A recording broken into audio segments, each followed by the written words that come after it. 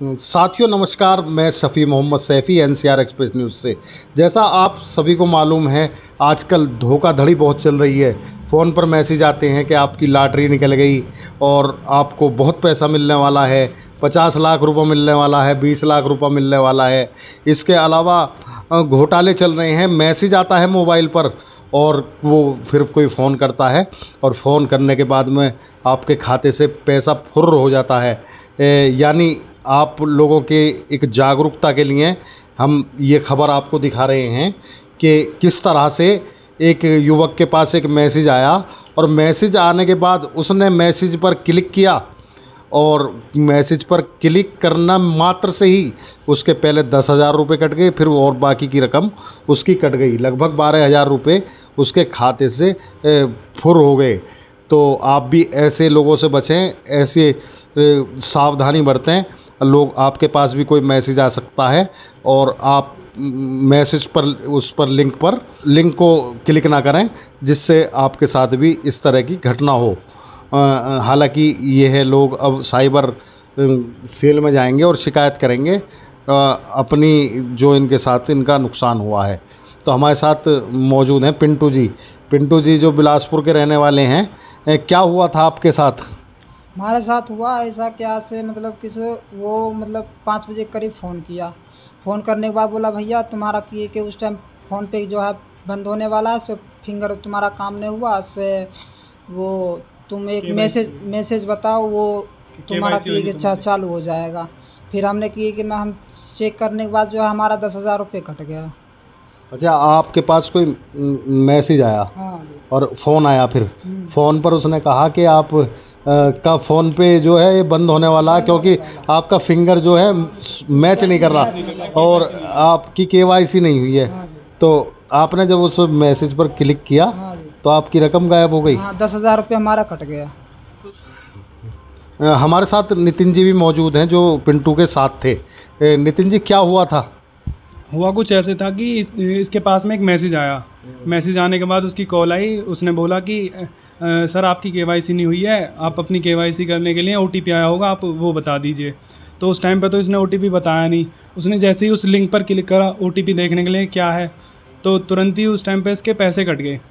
फिर थोड़ी देर बाद उसका फ़ोन आया दोबारा से। उसने ये बोला कि सर आपकी जो पेमेंट कटी है वो आपको हम रिफ़ंड कर देंगे, वापस आ जाएगी। आपके पास में एक दूसरा मैसेज आया होगा, आप उसको बता दो।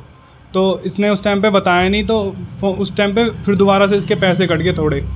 पहले 10,000 रुपये कटे, फिर उसके बाद में 243 रुपये एक कट गए। कोई एरोन पे के माध्यम से इसकी पेमेंट कटी है। जो एरोन पे है, ये देखिए यहाँ पर 10,000 रुपये एक कटे हैं और 200 कुछ रुपये एक कटे हैं। फिर उसके बाद में आज फिर दोबारा से कॉल आई। उन्होंने पहले इसके पास पैसे वापस भेजे, 183 रुपये वापस भेजने के बाद में उन्होंने बोला कि जो आपका जो बाकी पैसे हैं जो कट गए थे वो आपको रिफ़ंड मिलेंगे दोबारा से। तो आप ऐसे करो कि आपके पास दोबारा ओटीपी आया होगा, वो उसे बता दो। तो इसने ओटीपी कुछ नहीं बताया, पर लेकिन 30 सेकंड के बाद ही, जैसी 30 सेकंड पूरी हुई, उसने ऑटोमेटिक कॉल काट दी। कॉल कटने के बाद इसने अपना बैलेंस चेक करा, तुरंत उसके पेमेंट सारी कट गई, जीरो हो गई बिल्कुल अकाउंट। दोस्तों, हम आपको भी बताना चाहते हैं, आप इन घोटालों से बचें।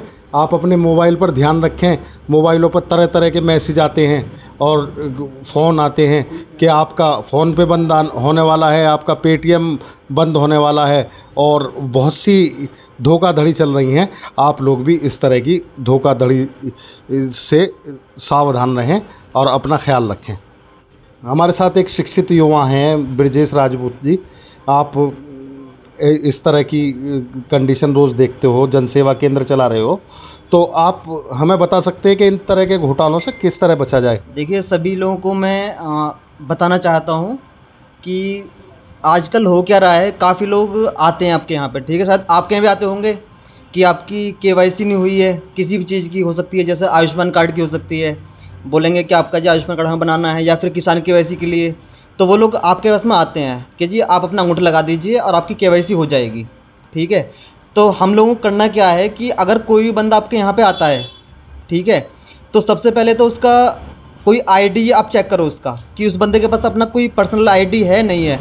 अगर आईडी नहीं है तो अगर गांव में, अगर मान लो अगर आपके पास में कोई बंदा है, ठीक है, आप शिक्षित हो, तो अगर आईडी नहीं दिखाने को मना करता है तो उससे साफ मना कर दो कि भैया हमारे यहाँ पे कोई केवाईसी नहीं होगी, किसी की नहीं होगी यहाँ पे, ठीक है। अगर आपको थोड़ा सा शक आपको लगता है कि हाँ कि बंदा शायद कुछ फ्रॉड हो सकता है, तो तुरंत ही अपने नज़दीक में जो भी पुलिस को मतलब आप इन्फॉर्म कर सकते हो।